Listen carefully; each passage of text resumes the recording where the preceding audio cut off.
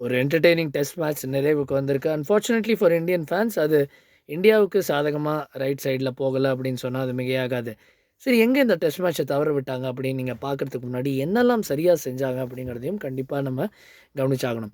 இந்தியாவ பொறுத்தவரைக்கும் அற்புதமான ஒரு விஷயம் 5 செஞ்சுரீஸ் ஒரே மேட்ச்ல அடித்தது. அது நெறைய முறை நடந்த ஒரு நிகழ்வு கிடையாது. பட் அப்படி 5 100கள் அடித்தும் ஒரு டீம் தோற்பது இதுவே முதல் தடவையாக இருக்கு. ஸோ அந்த மாதிரி ஒரு ரெக்கார்ட் நிகழ்ந்ததற்கு என்ன காரணம்?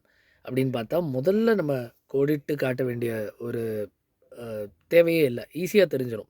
ஃபீல்டிங். Definitely fielding. ஏன்னா, அந்த மேட்ச்ல 1/2 டசனுக்கு மேல கேட்சஸ் தவற விடப்பட்டிருக்கு. அதில யஷஸ்வி ஜெய்ஸ்வால் மாத்திரமே 4 கேட்சஸ் விட்டுருக்காரு. ஸோ, அவரோட அற்புதமான பேட்டிங்க கிட்டத்தட்ட அவர் அன்டூ பண்றா மாதிரி அவரோட ஃபீல்டிங் நிகழ்ந்திருக்கு.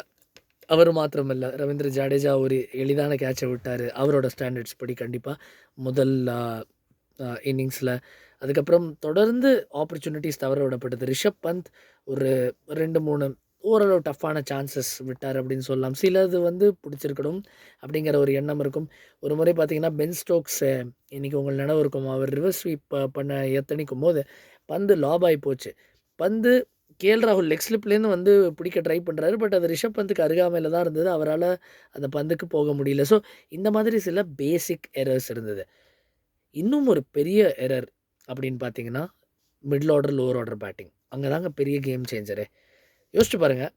நீங்க வந்து அ ஒரு கமாண்டிங் பொசிஷன்ல இருக்கீங்க. அங்கேருந்து 41 ரன்னுக்கு 7 விக்கெட் இழக்கிறீங்க. அண்ட் அதுக்கப்புறம் நீங்க எவ்வளோ ஸ்கோர் பண்றீங்க? 471 ரன்னு சொச்சம் ஸ்கோர் பண்றீங்க. இங்கிலாந்து 276க்கு 5லேருந்து அவங்களோட middle order, lower order contribute பண்றாங்க. எந்த அளவுக்கு? கிட்டத்தட்ட 200 ரன் கான்ட்ரிபியூட் பண்றாங்க.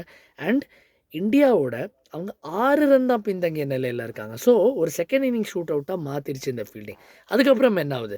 செகண்ட் இன்னிங்ஸ்ல ராகுலும், ரிஷப் பந்தும் அற்புதமா குடுத்த எஃபோர்ட்ட முறியடிக்கும் விதமாக திரும்பவும் middle order, lower order contribution சுத்தமா இல்ல. இந்த முறை 31 ரன்னுக்கு 6 விக்கெட் இழந்தாங்க இந்தியா. இங்க தாங்க மேட்ச் மாறிடுச்சு.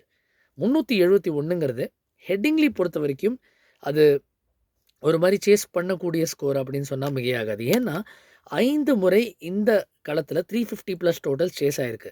இதுக்கு முன்னாடி 2019ல நடந்த லீட்ஸ் மிரக்கிள் நினைவு இருக்கும். ஆஷஸோட 3வது டெஸ்ட். அங்க Ben Stokes and Joe Root அப்போதைய கேப்டன் பிரமாதமா ஆடுனாங்க. கடைசி விக்கெட் ஜாக் லீச்ச வச்சுக்கிட்டு பென் ஸ்டோக்ஸ் ஒரு அற்புதமான வெற்றி. 1 விக்கெட் வெற்றிய வந்து சம்பாதிச்சு குடுத்தாரு. ஸோ, இது ஒரு அற்புதமான டெஸ்ட் மேட்ச்ங்கிறதுல சந்தேகம் இல்ல. பட் இந்தியாவுக்கு நெறைய விஷயங்கள் டிராயிங் போர்டுக்கு வேண்டிய வேலை இருக்கு.